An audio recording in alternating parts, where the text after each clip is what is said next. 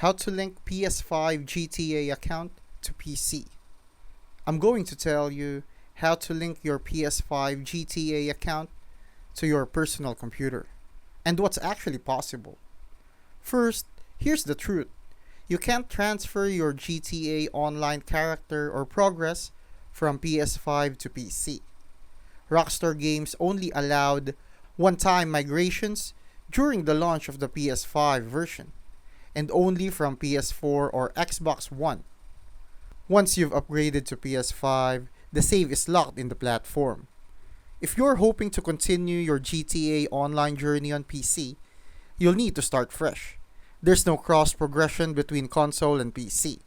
Even linking your Rockstar Social Club account doesn't sync progress. It only connects your identity across platforms, not your characters or money.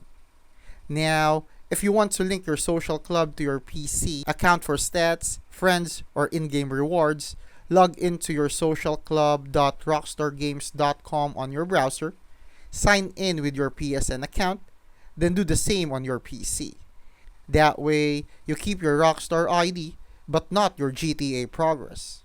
So, you can link your identity but not your GTA Online progress from PS5 to PC.